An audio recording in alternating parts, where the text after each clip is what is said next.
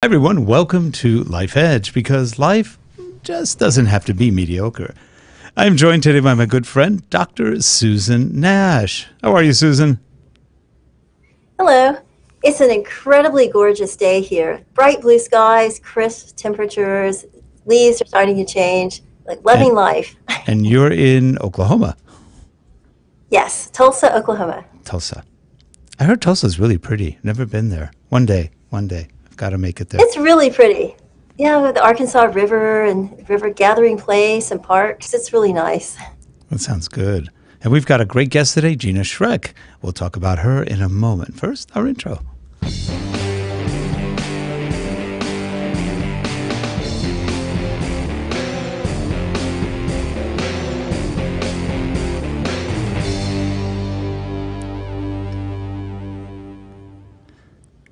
And there is Gina Schreck in that center position of power.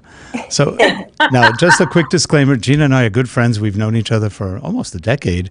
We did a show together, did about 100 episodes of Schreck Tech, which was a lot of fun. It's all about tech and just all sorts of things. It was actually an interesting, fun show. And I know her husband. I know some of your kids just on camera. I think we've said hi to each other, and I even met one of her dogs on camera. But anyway, Gina is quite a person, and I have to admit, I'm a fan. She has done a million things in life, and we're going to find out a little bit more about Gina. She is a very well-known speaker. She has done public speaking for a very long time. Very funny in her approach, and yet very, very productive in the kind of work she does. She was a salesperson at one point. She's done sales. She adopted into the internet pretty quickly. I think it's been over a decade, hasn't it? Oh yeah, easily. Yeah. And we were doing the virtual reality stuff, 8 or 9 years ago. She was one of the people early on in Second Life who had she had an island, did all sorts of stuff on there, and has does a lot of corporate work. Did a lot of corporate work with Second Life, and has written some manuscripts. And I don't know if you wrote a book. Have you written a book? I've written 6 books. 6 books. That's how much. That's why we're good friends. I know nothing about. No, I knew she wrote, but I couldn't remember what she wrote. She's written a lot of stuff, and basically I'd call her one of the queens of the internet. She's been around a long time on the internet. She runs a company called SocialKNX, which is all about internet. She does social media management for some very large concerns, organizations, groups, and companies. Welcome, Gina. Thank you. Yeah, it is weird to think of, I always say my path has been very squiggly with, we started out doing training. We started a training company in 1995 and got into the tech side of things because we were working with a lot of the telecom companies. And then it was a contract at IBM way back when for 8 years we were doing work with them, and they were using Second Life. And so we dove into that environment, doing some of the programs we were offering for their global sales teams and marketing teams. And that's when social media was coming on the scene. And I was using social media early on just to connect with other people who were in that 3D immersive space, and met amazing people that were I'm still connected with so many of them still today. So it's just, it's been interesting, which, the whole concept of living on the edge and being on that edge, I always feel like that as long as you stay out on the edge, you discover things before other people.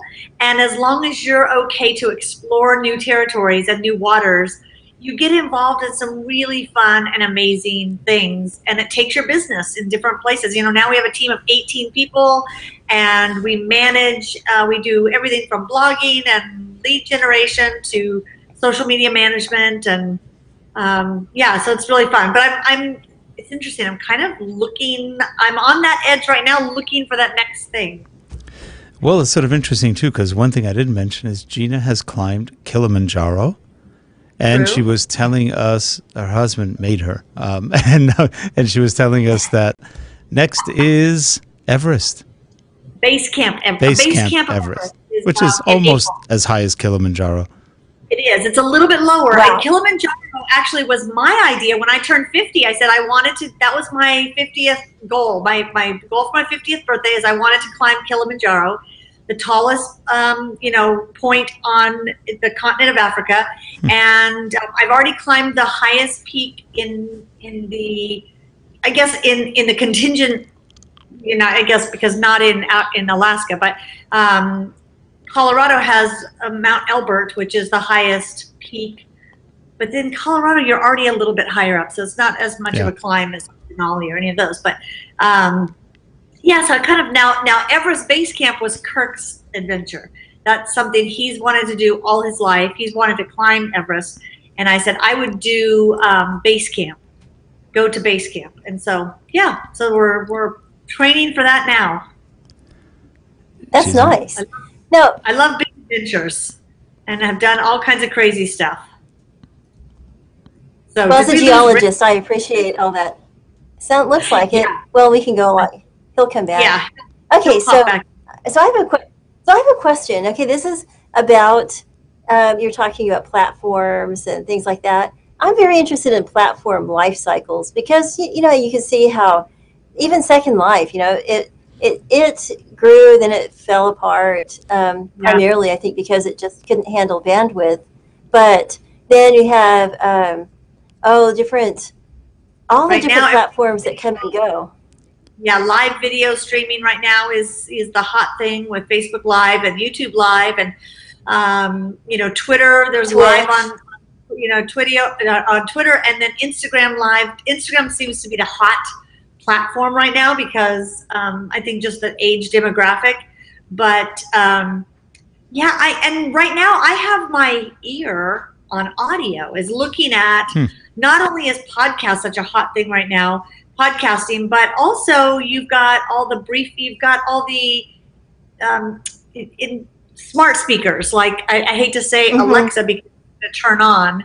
I've got one sitting right over here, and Google Home and all these devices that I really look at it and say, how do we now use these tools to learn and to grow? And so I've got a briefing that plays every day on Alexa, and I've got one that plays on Google. They're called capsules or shortcasts on those two platforms. And I'm kind of just keeping my ear to what's going on in audio because that seems to be with all these.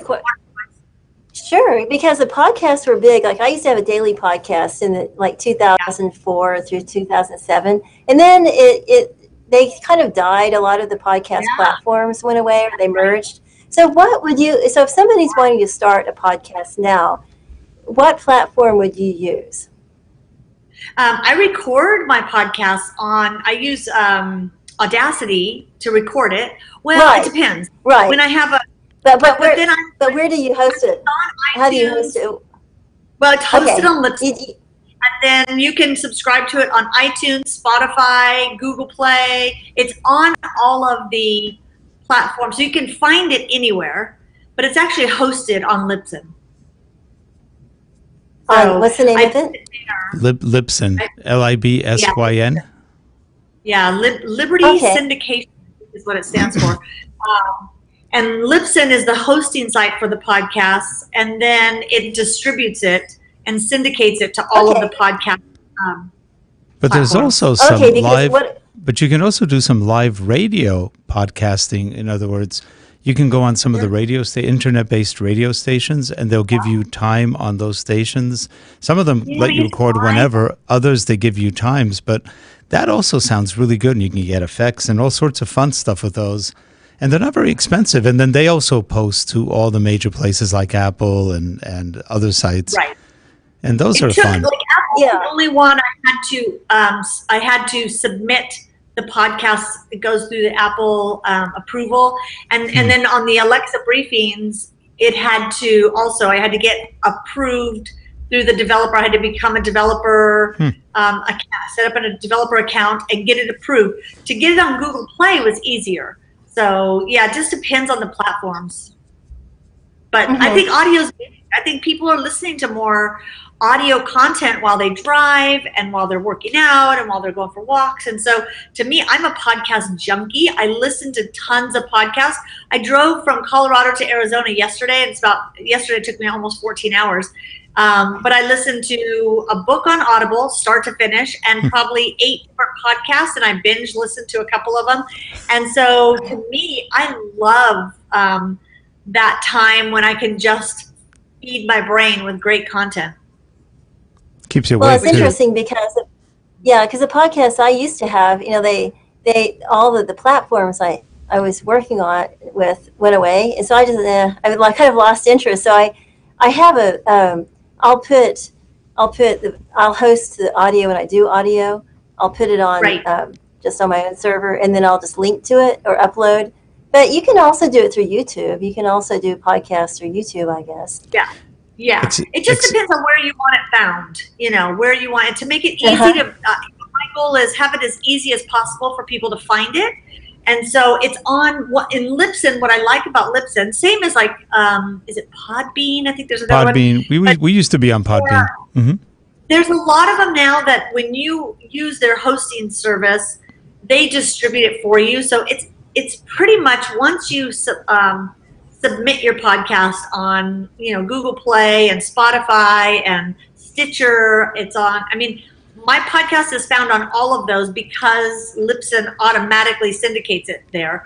I had to go and apply to each one and submit the RSS feed from Libsyn to all of those. Once you do, then every week I just load it to Libsyn and it does the rest. Now for the briefings or shortcasts, I guess as they're called, on the smart devices, that's a totally, Libsyn currently doesn't submit to those 2 platforms for the SmartCast or the shortcast. So I have to have there's another hosting company called SoundUp, and that's one of several, but SoundUp, and there's a new company, a new tech company out that I met with the guy who started Treble FM, Trebble, Treble FM, and what he's doing is you load your shortcasts at under 10 minutes into Treble FM, and he distributes them because he already got approved by Amazon, and so he distributes your shortcasts for you, and he helps promote the shortcasts. So that's been really interesting, seeing what he's doing in that space. Cool. It's a lot. I mean, I told somebody the other day, it's not like I'm looking at it right now as a strategic business move, but the strategic move for me is being out there in the front before other people flood that space, so I can learn it and be that person that's in the lead and helping our clients get in there. Now, you made a point about flooding the space and where we are in social media and everything else.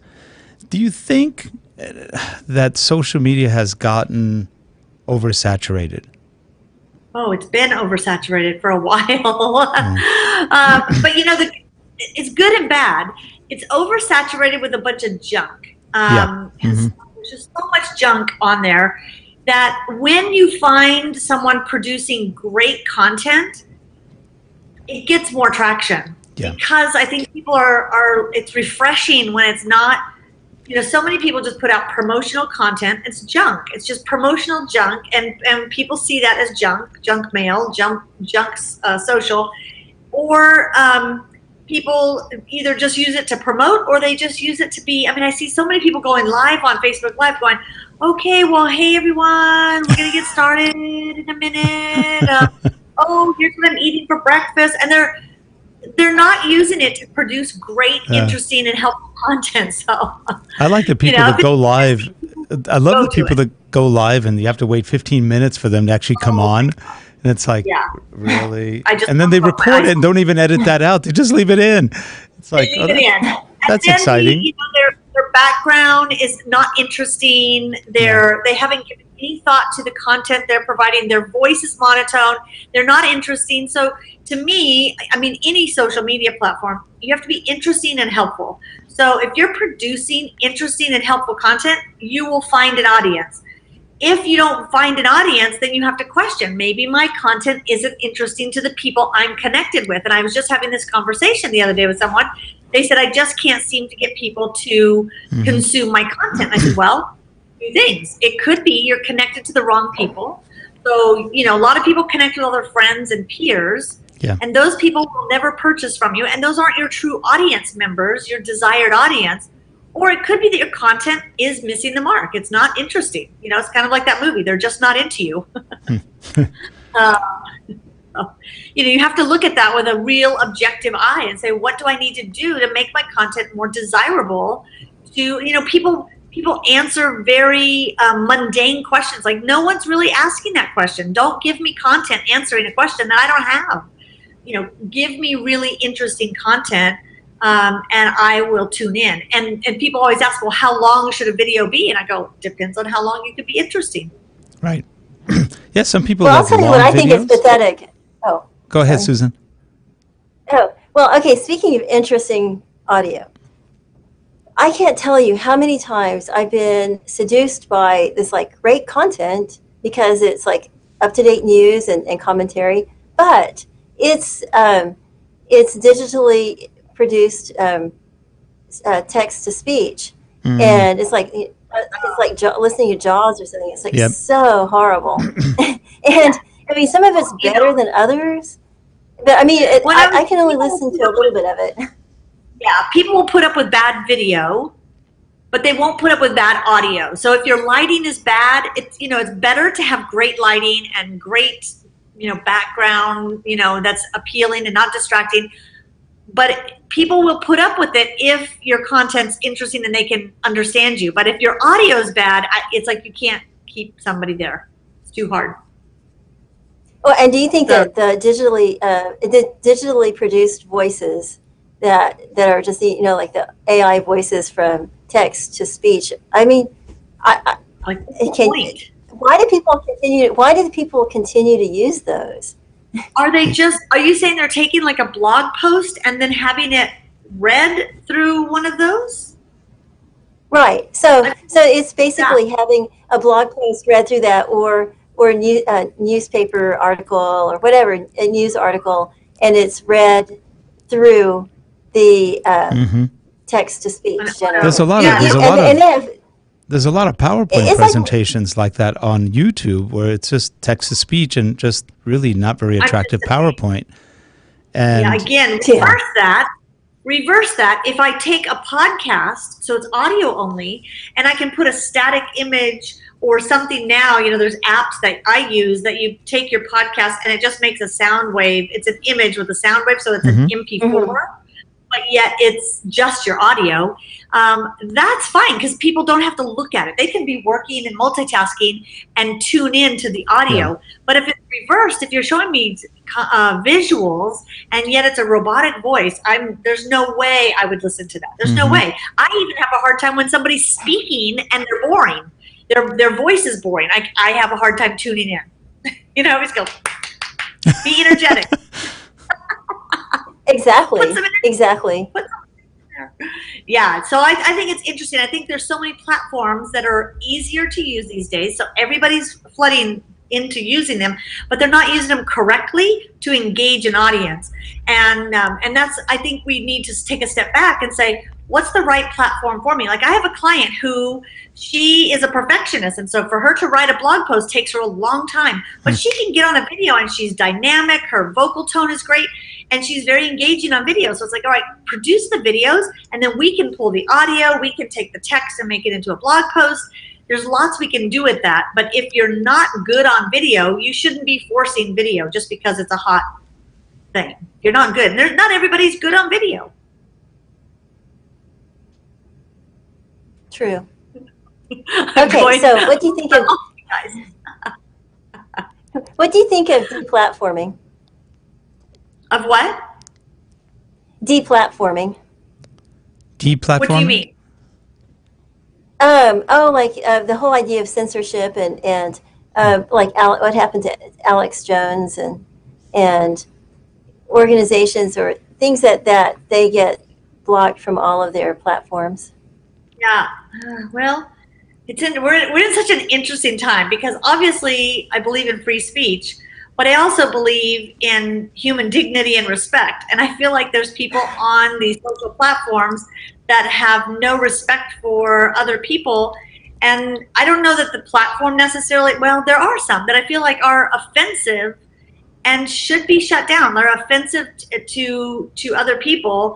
But you know, who's who's to say what's offensive? I feel like, there's enough trolls out there. The good thing is people usually will self-police.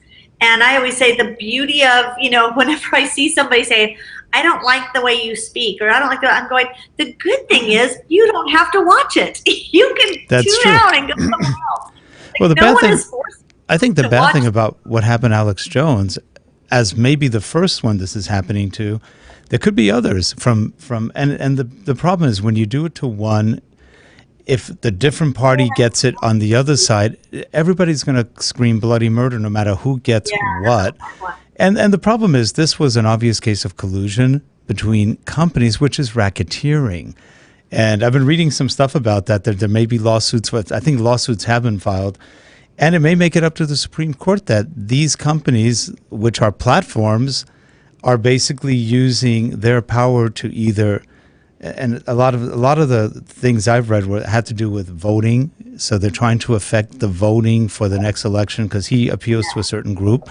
They appeal to a different group. And between the two of them, they're arguing about, who gets what. But the thing is, again, it is a case of censorship, but more than that, it's a case of collusion, racketeering, because at that point, you're affecting somebody's business based on their opinions, which could happen to you, it could happen to me, it could happen to anybody if they decide, oh, you know what, we don't like you because you're wearing a blue shirt. Right. I mean, and that's the scary part. That's the scary part. The way I use social media and for our clients, the way we look at it is, you've got to identify who is my ideal audience. Mm-hmm. Be very specific. Produce content that your audience is interested in. So my rule is be interesting, be helpful, or be quiet. And offensive doesn't fall into those. So I would say they need to be quiet. Now, whether somebody needs to shut them down, I just believe the beauty of the internet is we will watch and consume content that we're interested in and that helps us do something better. And if that is our goal, is to build an audience, and that's always been my goal on social media. I stay out of politics. Mm-hmm. It's not my business. And I look at it and say, on my social platforms, my goal is to provide content that's interesting and helpful, period. So I'll go to produce content and I'll look at it and say, is this really interesting, or is it only interesting to me?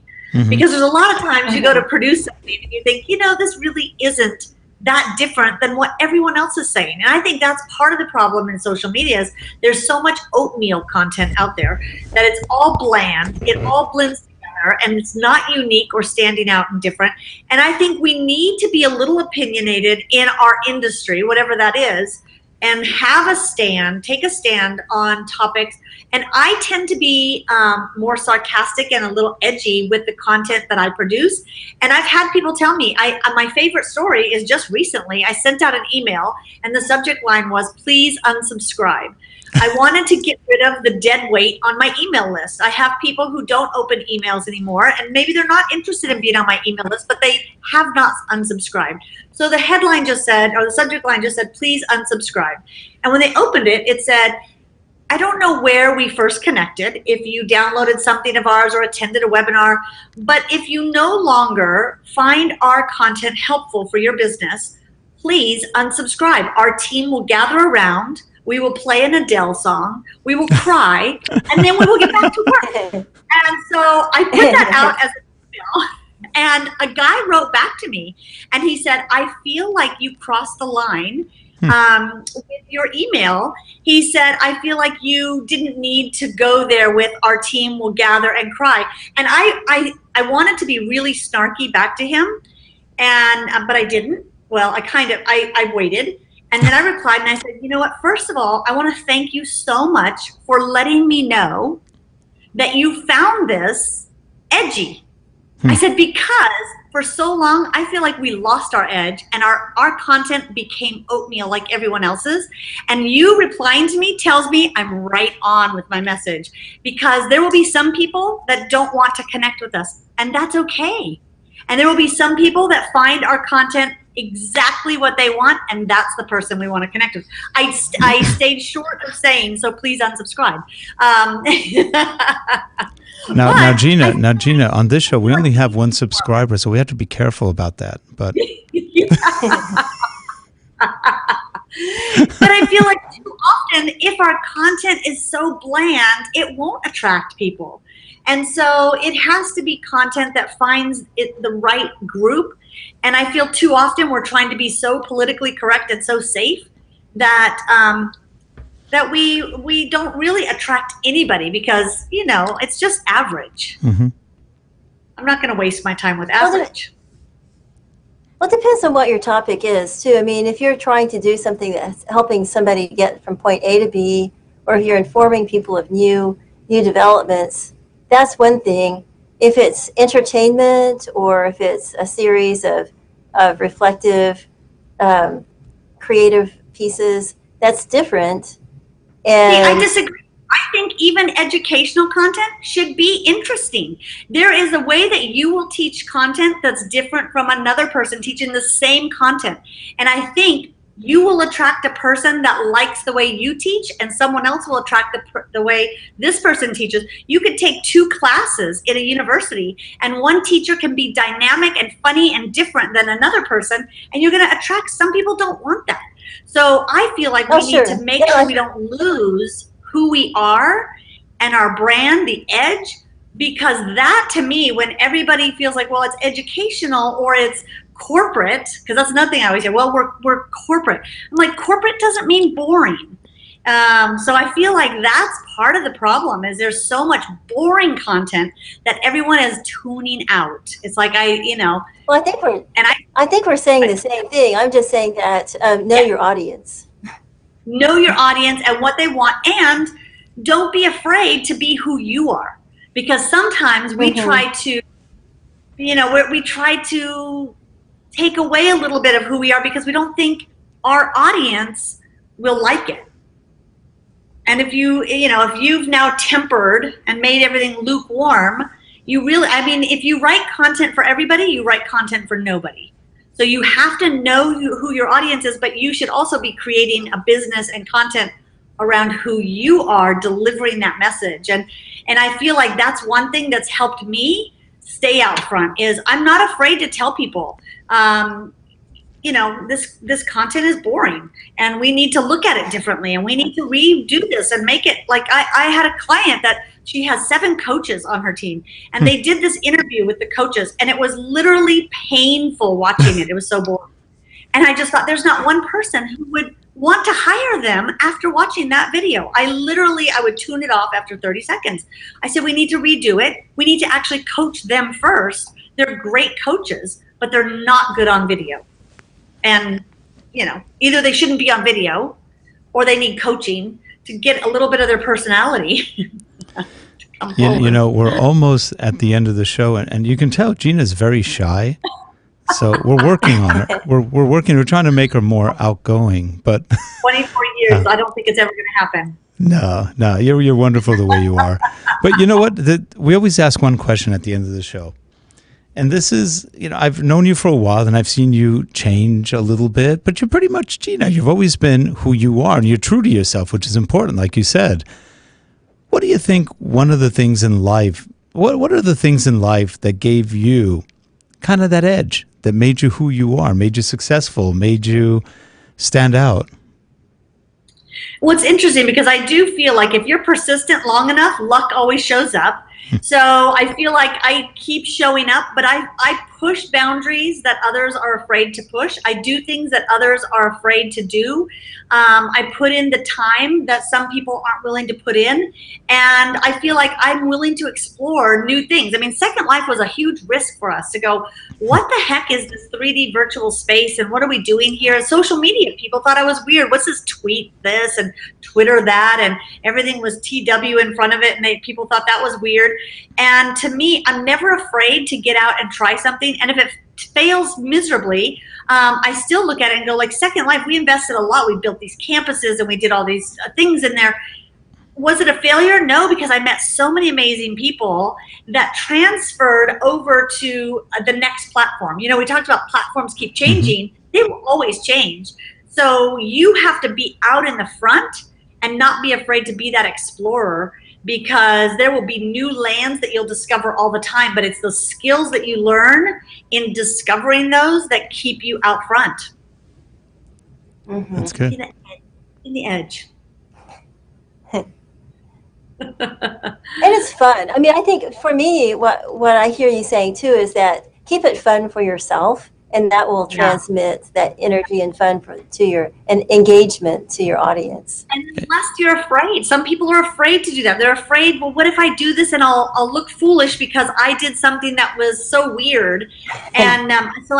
I see that as fun. I don't care what people think, so that's helpful.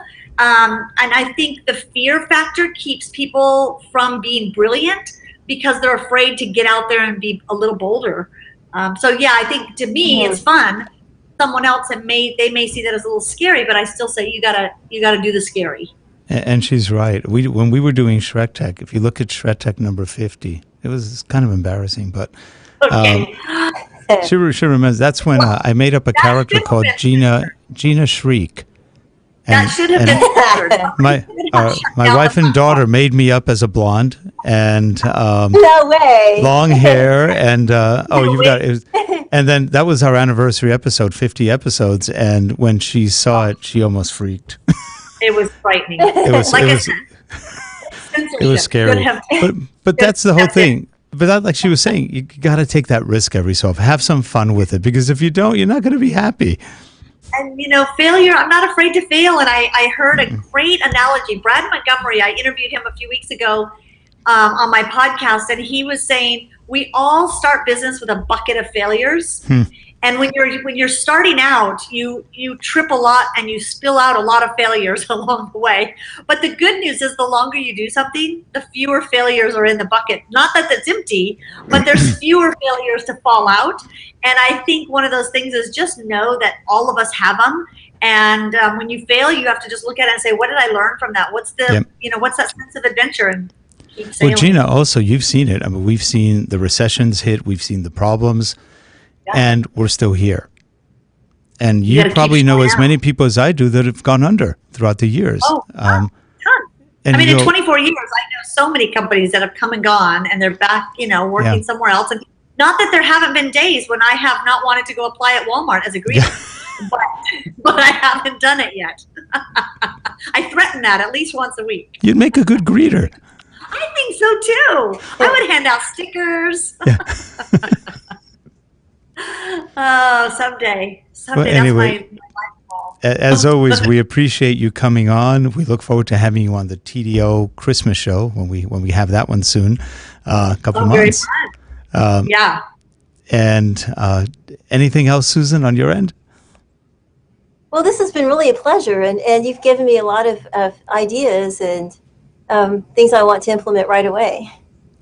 Awesome. Well, I look forward to your podcast getting back up and running. That'll be a fun project. Yeah, absolutely. I'll send you guys a letter introducing yourselves to each other via email, too, so you have each other's email. I think we already connected on LinkedIn, but it's great to connect with you guys, and always fun to see you, Rick. And tell Leslie I said hi, and I miss you guys. And we'll catch you one of these days. One of these days we'll see you. I know. Yeah. I know. We'll be back in... You know that Paulina and the whole ice spring team came and stayed here at our house in Arizona for a week. Yeah. A few months back, so that was fun. That's so we just cool. need to we'll find a conference, either California or Phoenix, and have to meet up. Yeah, let me know whenever you're around. We may go to Phoenix one of these days just to visit. It's been ages. So nice. That'll be fun. Yeah. Well, it's great connecting and chatting with you guys. Always fun, and live on the edge. On the edge. Don't fall off the edge. At least if you do, carry a parachute. Have a good one, everyone. Please subscribe. Let us know what you think, and we will have information on Gina in the show notes below. Have a good one, everyone. Thanks, Gina. Thanks, Susan. Bye. Thank you. Bye.